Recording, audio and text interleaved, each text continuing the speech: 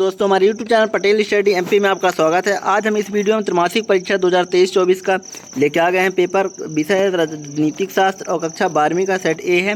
और अगर आप पूरा पेपर पढ़ लेते तो आपको 80 मार्क्स लाने से कोई नहीं हो सकता है। और इसमें जो क्वेश्चन बताया जा रहा है वो रियल है। और हमने कल गणित का बताया था, उसमें से पूरे के पूरे क्वेश्चन आए हैं। तो बच्चों तो देख लीजिए कौन कौन से क्वेश्चन है। अगर हमारे चैनल पर पहली बार आए हैं तो हमारे चैनल को सब्सक्राइब कर लीजिएगा और वीडियो को लाइक कर दीजिएगा, थोड़ा सपोर्ट कर दीजिएगा। और देख लीजिए आपका पहला क्वेश्चन है, सही विकल्प चुनकर आपको बताना है। इसमें पहला क्वेश्चन पूछा है, सोवियत संघ का विघटन किस वर्ष हुआ था? इसका सही आंसर है 1991 में हुआ था। और बोल्शेविक क्रांति कहाँ हुई थी?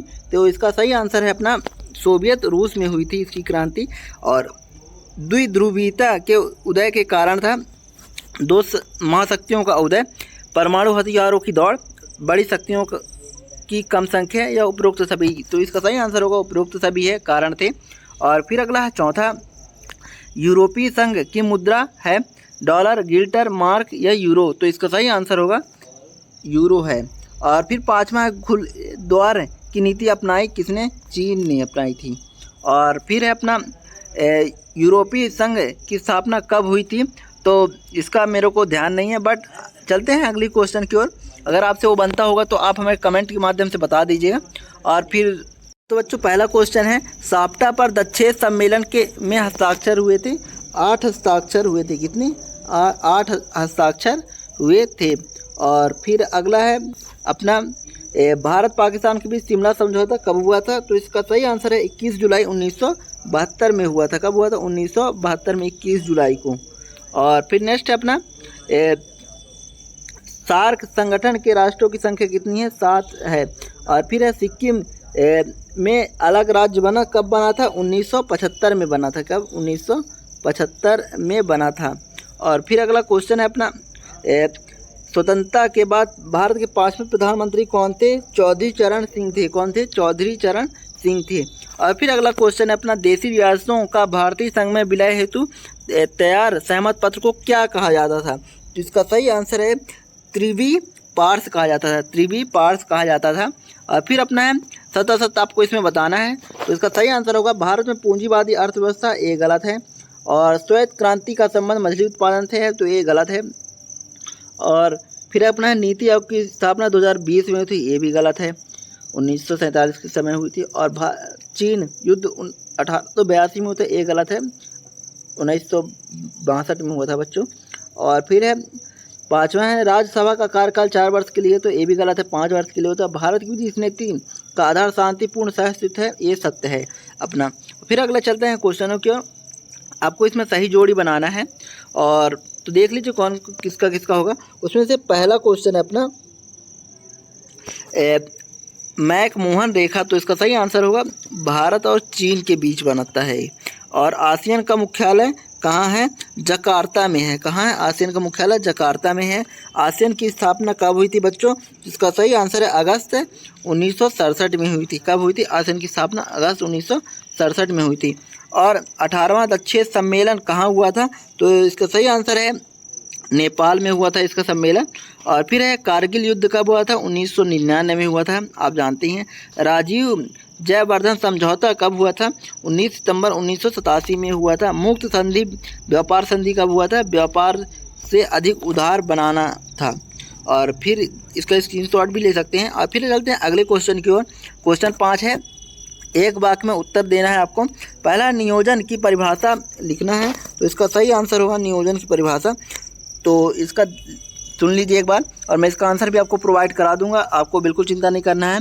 इसका आंसर होगा वर्तमान परिस्थितियों को ध्यान में रखकर किसी लक्ष्य की प्राप्ति के लिए भविष्य की रूपरेखा तैयार करने के लिए आवश्यक क्रियाकलापों के बारे में चिंतन करना क्या कहलाता है? नियोजन कहलाता है। और फिर है प्रथम पंचवर्षीय योजना के योजनाकार कौन थे? इसका सही आंसर होगा जवाहरलाल नेहरू थे प्रथम पंचवर्षीय के योजनाकार, है ना। और फिर नेक्स्ट है तीसरा है नीति आयोग का अध्यक्ष कौन था? तो इसका सही आंसर होगा प्रधानमंत्री होता है नीति आयोग का अध्यक्ष। योजना आयोग का गठन कब हुआ था? तो इसका सही आंसर 19 मार्च 1950 में हुआ था। और फिर पूछा है विदेश नीति क्या है? तो अपना विदेश नीति यही है कि सह अस्तित्व, यही वाला है अपना जो सत में पूछा था, शांतिपूर्ण और सह अस्तित्व वाला विदेश नीति है। भारत का प्रथम परमाणु परीक्षण कब हुआ? तो इसको तो बच्चा बच्चा जानता है, कब हुआ था? 1998 में हुआ था। और शिमला समझौता कब हुआ था? तो इसका मेरे को नहीं मिला बच्चों, तो इसका आप कमेंट में बता दीजिएगा, जिससे क्योंकि इससे बाहर का क्वेश्चन पेपर नहीं आता है। और फिर चलते हैं क्वेश्चनों की ओर। तो उसमें पहला क्वेश्चन बताया है, अति लघु उत्तरीय प्रश्नों को उत्तर देना, आपको 2-2 अंक निर्धारित किया गया है इसका। और प्रश्न 6 है, सोवियत प्रणाली के कोई 2 दोष आपको इसमें बताना है। और फिर अपना अगला क्वेश्चन है, शॉक थेरेपी क्या थी? उसको आपको पूरा डिटेल से लिखना है 2-4 लाइन में। और फिर 7वां क्वेश्चन है, 2 ध्रुवीयता का अर्थ आपको बताना है। और फिर 8वां पूछा है, 2 ध्रुवीयता के उदय के क्या कारण थे?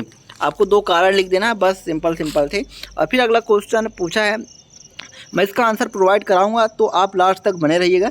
मैं इसका पूरा PDF दिखा दूंगा, आप स्क्रीनशॉट ले लीजिएगा। और 8वां क्वेश्चन है, सार्क संगठन की स्थापना कब और कहाँ हुई थी? आपको पूरा डिटेल से बताना है। और 8वां है, तस्कंद समझौता कब हुआ, कहाँ हुआ था? 9वां है, शिमला समझौता कब हुआ, कहाँ हुआ था? और 8वां में पूछा है, भारत के पड़ोसी देशों के नाम बताना। तो आपको इसमें पूरे पड़ोसी देशों के नाम लिखना है, ऐसा नहीं कि 2 नंबर का तो आप 2 नाम लिख के फ्री हो जाए, तो ऐसा बिल्कुल नहीं करना, पूरे पड़ोसी लिखना है, सातों के सातों। और फिर है अपना 10वां क्वेश्चन, भारत श्रीलंका मतभेद के क्या कारण थे? आपको पूरा कारण इसमें बताना है 2-4 लाइन में, छोटे। और फिर है, श्रीलंका के जातीय संघर्ष पर आपको टिप्पणी देना है, वो भी 4-5 लाइन की, इसमें थोड़ा बड़ा लिखना पड़ेगा। और फिर है, जो भी आपको अच्छा लगे तो उसको कर लीजिएगा, और उसका एक क्वेश्चन फिर भी आपको तैयार करके जाना है कल। और फिर है 11वां क्वेश्चन, सार्क का संगठन किन 2 उद्देश्यों को लेकर किया गया था? और फिर 8वां पूछा, साफ्टा क्या है? इसके 2 प्रमुख उद्देश्य आपको बताने हैं। और 12वां क्वेश्चन पूछा, पूंजीवादी अर्थव्यवस्था व समाजवादी अर्थव्यवस्था में क्या है? इसको आपको लिखना है। और 8वां पूछा है, नीति आयोग का गठन किन 2 उद्देश्यों को लेकर किया गया है? लिखना है आपको। और फिर है 13वां, राष्ट्रीय विकास परिषद का संगठन कब हुआ? और इसके 2 प्रमुख उद्देश्य आपको लिखने हैं। और 8वां पूछा है, भारत में आर्थिक नियोजन की आवश्यकता क्यों पड़ी? लिखना है आपको। और फिर अपना है 14वां क्वेश्चन, गुट निरपेक्षता नीति क्या थी? इसको लिखना है आपको। और फिर है अपना विश्व बंधुत्व से आपका क्या तात्पर्य है? 2 नंबर का है, आपको ज़्यादा नहीं 3-4 लाइन में आंसर देना है। और 15वां है, भारतीय राष्ट्रीय कांग्रेस की स्थापना कब व कहाँ हुई थी? आपको पूरा इसका डिटेल से लिखना है। और फिर है 7वां में पूछा, जय जवान जय किसान का नारा किसने और कब दिया था? ये सबसे ईजी है, और जानते जवाहरलाल नेहरू ने दिया था। और फिर नेक्स्ट है अपना 16वां, विश्व के 4 सैनिक संगठनों के नाम लिखना है, और उनका उद्देश्य किन किन के कारण हुआ था संगठन। और फिर 8वां है, भारत में रूस संबंधों से भारत किस प्रकार लाभान्वित हुआ था? और 17वां क्वेश्चन है, भारत आसियान संबंधों की व्याख्या करना है आपको। और 8वां पूछा है, यूरोपीय संघ क्या है? इसको साक्षात्कार लिखना है आपको। और 18वां क्वेश्चन है, दक्षिण एशिया के शांति व सहयोग में भारत की भूमिका आपको पूरा बताना है, 3 नंबर का है। और फिर है 8वां पूछा है, भारत नेपाल संबंधों की व्याख्या करना है आपको पूरा इसमें। और इसमें जो बता रहा हूँ उसको आपको ज़रूर अच्छे से ध्यान से सुन लीजिएगा, क्योंकि जो मैंने बताया था कल, तो कल का पूरा पेपर आया है। और 18वां क्वेश्चन पूछा है इसमें, दक्षिण एशिया के शांति एवं सहयोग में भारत की भूमिका आपको पूरा डिटेल से लिखना है, वो भी 5-7 लाइन में। और 8वां पूछा है, भारत नेपाल संबंधों की व्याख्या करना है आपको पूरा डिटेल से। और 19वां है, वर्तमान में भारत कितने राज्य केंद्र शासित प्रदेश हैं? और केंद्र शासित प्रदेशों के पूरा नाम लिखना आपको, 3 नंबर का चाहिए। तो 8वां जानते हैं, अब 9 हो गए हैं केंद्र शासित प्रदेश, आपको 9 केंद्र शासित, और राज्यों के नाम भी लिखने हैं 28 हो गए हैं, सॉरी 28 राज्यों के नाम भी आपको इसमें लिखने पड़ेंगे। और नेक्स्ट है अपना 8वां पूछा, स्वतंत्रता के बाद भारत में देशी रियासतों के विलय की क्या समस्या थी? और समझाकर आपको लिखना है। तो आपको जो दोनों में जो ईजी लगे उसको आप करने की कोशिश करिएगा। और 20वां क्वेश्चन है, यूरोपीय यूनियन का गठन कब हुआ था? इसके उद्देश्य को समझाना है आपको लिखकर। और अथवा है, आसियान के प्रमुख उद्देश्यों की व्याख्या करना आपको। 21वां क्वेश्चन है, आपको टिप्पणी करने के लिए बोला है, शरणार्थी समस्या और विलय पत्र पर टिप्पणी लिखना है आपको। और फिर अब अगला क्वेश्चन है, राज्य पुनर्गठन आयोग की मुख्य सिफारिशें क्या थी? और इसको समझाकर आपको बताना है, 4 नंबर का क्वेश्चन है, करीब से 1 पेज फीस। तो देख लीजिए आपका ये आंसर है क्लास 12 राजनीति का। जैसे हमने बताया था कि लास्ट में मैं पूरा आंसर आपको पीडीएफ दिखा दूंगा, देख लीजिए और फटाफट स्क्रीनशॉट भी ले लीजिए। आपका ये अपना प्रश्न 1 का है 1991 वाले का, तो ये पूरा है अपना, इसका भी स्क्रीनशॉट ले सकते हैं फटाफट। और ये रहा, और फिर नेक्स्ट है अपना, इसका आप पूरा ले लीजिए, ये रहा आपका। और ये है 5वें क्वेश्चन का आंसर, इसका भी स्क्रीनशॉट ले लीजिए फटाफट। ये है 5वें का पूरा 7वें तक का, इसका भी स्क्रीनशॉट ले सकते हैं। और फिर नेक्स्ट है अपना सोवियत संघ प्रणाली कोई 4 दोष आपको लिखने हैं, तो आपको ये पूरा आप स्क्रीनशॉट ले लीजिए। और ये रहा नेक्स्ट, फिर आपको 2 ध्रुवीयता का अर्थ का मैं ढूंढ कर दिया हूँ, तो इसका भी स्क्रीनशॉट फटाफट ले लीजिए। और सार्क क्या है इसका भी स्क्रीनशॉट ले लीजिए। और फिर अपना भारत के 2 पड़ोसी देश है उनकी राज्य की राजधानियाँ देख लीजिए फटाफट। ये रहा, ये पड़ोसी देश है, नाम है। और फिर नेक्स्ट है अपना, हाँ तो बच्चों देख लीजिए, फिर अपना क्वेश्चन है भारत श्रीलंका के मतभेद की 2 कारण इसमें पूछा था, तो ये देख लीजिए। पहला है नागरिक विवाद है, और फिर है जाति, ये पूरा अपना तो तमिल नागरिकों की समस्या, ये पूरा है। तो अब दो पार्टों में तो फटाफट इसकी शॉट ले लिए होंगे रोककर। और फिर अपना जल सीमा विवाद है, फिर आर्थिक हितों की समस्या, ये तीनों समस्या है 4 ठो, तो इसको इसकी शॉट ले लिए होंगे। अब फिर नेक्स्ट है अपना SARC के उद्देश्य आपको लिखना है, तो ये पूरा आप स्क्रीनशॉट ले सकते हैं एक ही बारे में। और फिर अपना नेक्स्ट है अपना, ये उद्देश्य पूरा दिया है, स्क्रीनशॉट ले लीजिएगा, लंबा क्वेश्चन है। और फिर अपना क्वेश्चन है, मैं थोड़ा जूम कर देता हूँ। की पॉइंट क्या है, तो की पॉइंट का पूरा ए है, तो इसके स्क्रीनशॉट ले लीजिए। और फिर नेक्स्ट है गुटनिरपेक्षता की नीति 1961 वाली है, तो पूरा ए है अपना, तो स्क्रीनशॉट ले लिए होंगे। और फिर अपना ए, तो इसके पीडीएफ में मैं डाल दूंगा, तो आपको बिल्कुल चिंता करने की बात नहीं है। और ये रहा पूरा आंसर, लाल बहादुर शास्त्री ने दिया था, जय जवान जय किसान।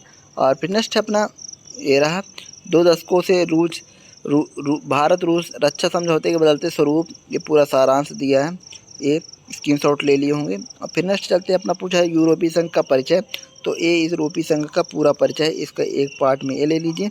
और फिर नेक्स्ट चलते हैं, ये रहा। और फिर ये है अपना यूरोपीय संघ के लक्ष्य है पूरा, तो इसका भी स्क्रीनशॉट ले लीजिएगा। और ये रहा, तो ये रहा। और फिर ये है यूरोपीय संघ की कार्य, तो इसका भी स्क्रीनशॉट ले लीजिए। आपको जल्दी जल्दी मैं दिखाई दे रहा हूँ, और स्क्रीनशॉट ले लिए होंगे, फिर इसका भी ले लीजिए एक बार में। भारत नेपाल संधि समझौता के बारे में है, और यही है पूरा। और आर्थिक भारत नेपाल के आर्थिक नीति के वो है, उसका वाला आंसर है, ये है पूरा, स्क्रीनशॉट ले लिए होंगे। तो बच्चों एक केंद्र शासित प्रदेश है 28 पूरा, और इसका आप पूरा इसका देख लीजिए, मुख्यमंत्री राजनीति सब कुछ इसमें बताया है, आप स्क्रीनशॉट लेते जाइए फटाफट। और इसका आंसर आपको बिल्कुल ढूंढने की ज़रूरत नहीं है, हमने ढूंढकर पहले से ही बता दिया, आपको बहुत मांग कर रहे थे आंसर शीट की, तो इसका फटाफट लेते जाइए आप। और ये भारत पड़ोसियों के संबंध के बारे में चर्चा करने के लिए आया था, तो स्क्रीनशॉट ले लीजिए। और फिर नेक्स्ट अपना, अपने आस पड़ोसियों के साथ भारत के संबंध में महत्वपूर्ण बिंदु लिखने के लिए आया था, ये कर लीजिए। और भारत चीन संबंध के बारे में है, तो इसका पूरा डिटेल से है। और फिर भारत पाकिस्तान का संबंध है, ये पूरा है, आप स्क्रीनशॉट भी ये रहा है। और फिर नेक्स्ट है भारतीय विदेश नीति का उद्देश्य देख लीजिए, इतना आपको जितना टिक दिया तो वहीं तक करना है। और यहीं तक था बच्चों। अगर यह वीडियो आपको अच्छा लगा हो तो इसे लाइक कर दीजिएगा और अपने दोस्तों में शेयर कर दीजिए, क्योंकि इससे बाहर का कहीं नहीं आने वाला। और इसका पूरा पीडीएफ अपने टेलीग्राम चैनल में डाल दिया हूँ, आपको डिस्क्रिप्शन में लिंक मिल जाएगा, तो वहाँ से भी जाके आप डाउनलोड कर सकते हैं। जय हिंद।